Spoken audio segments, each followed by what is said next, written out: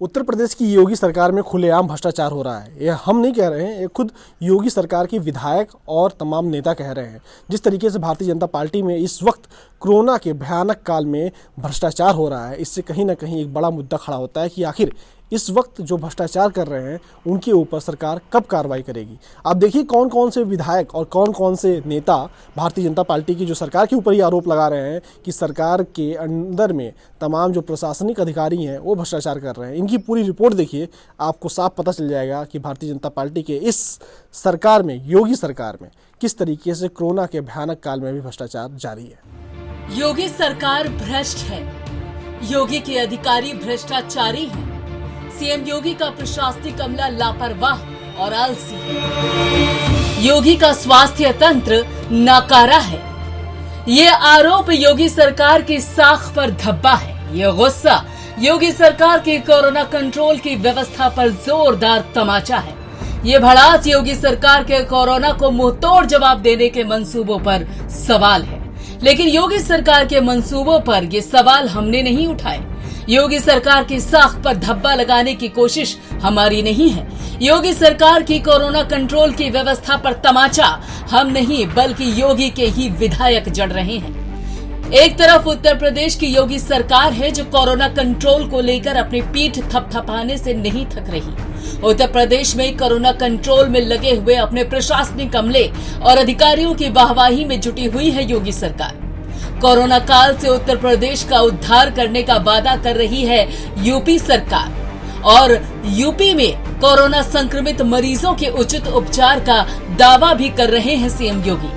लेकिन यूपी में कोरोना काल में योगी सरकार के दावों और वादों की हकीकत क्या है, उसका अंदाजा जरा इन चिट्ठियों से लगाइए। डॉक्टर NW खान प्रभारी चिकित्सा अधिकारी आए दिन कर्मचारियों के साथ अभद्रता करते हैं, भ्रष्टाचार में लिप्त हैं। साथ ही 2 महिला कर्मचारियों के साथ अभद्रता की, जिसमें एक महिला कर्मचारी ने नौकरी छोड़ दी है। दूसरी महिला कर्मचारी जो इनके अधीन थी उसने अपना स्थानांतरण करवा लिया है।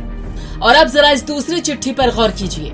राजा का ताल स्थित अंधग्राम क्वारंटाइन सेंटर में ठहरे हुए परिवार एवं छोटे छोटे बच्चे बच्चियों को अभी तक भोजन और पानी नहीं मिल पाया है। और अब जरा महोबा से आई शिकायत पर भी गौर कीजिए।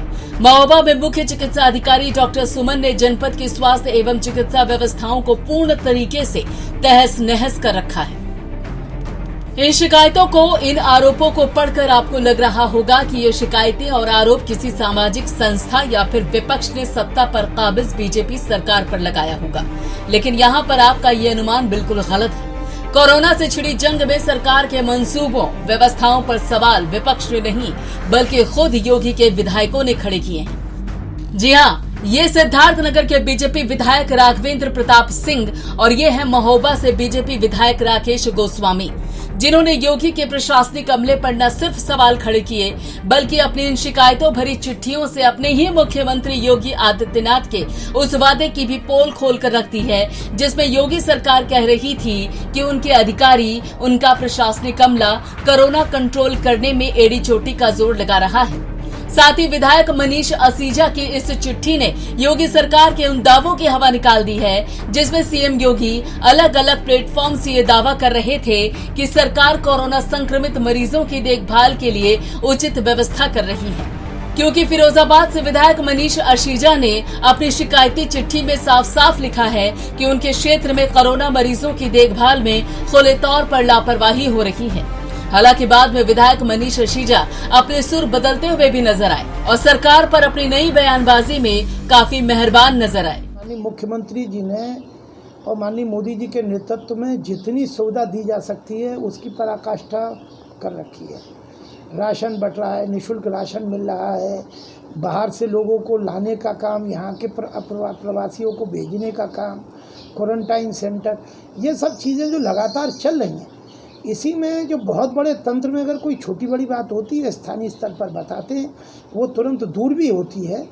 इसलिए ये बात आप जानकर चलें कि इससे बेहतर प्रबंधन पूरे भारत में माननीय योगी जी के नेतृत्व में प्रदेश सरकार का जो हो रहा है कोरोना की लड़ाई में, उसकी प्रशंसा सर्वत्र हो रही है। साथ ही प्रशासनिक अमला भी योगी के विधायकों की चिट्ठियों पर सफाई देने में पीछे नहीं हटा और सामने आकर व्यवस्थाओं की फटी चादर में सिलाई करता हुआ दिखाई दिया। जैसे विधायक जी का लेटर हमें लगातार बहुत सारी चीज़ों के लिए प्राप्त होता रहता है, उनका ध्यान आकर्षण हम लोगों को उस पत्र के माध्यम से हम लोग उस पर तुरंत कार्रवाई भी करते हैं।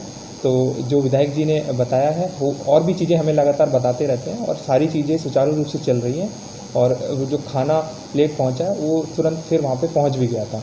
तो आगे से ठेकेदार को भी बहुत कड़ी चेतावनी हम लोगों ने दी है कि इस तरह की कहीं पे भी कोई भी व्यवस्था है उसमें देरी नहीं होनी चाहिए, लोगों को खाना टाइम से पहुंचना चाहिए, पानी भी पर्याप्त मात्रा में मिलना चाहिए। कोरोना वायरस को जड़ से खत्म करने की योगी सरकार की मुहिम पर अभी तक तो विपक्ष ही सवाल उठा रहा था, लेकिन अब तो योगी के विधायक ही अपने मुख्यमंत्री को कटघरे में खड़ा कर रहे हैं। अब देखना ये होगा कि विधायक मनीष अशीजा की तरह योगी के बाकी विधायक भी अपने सुर बदलते हैं या फिर अपनी बात पर कायम रहते हैं।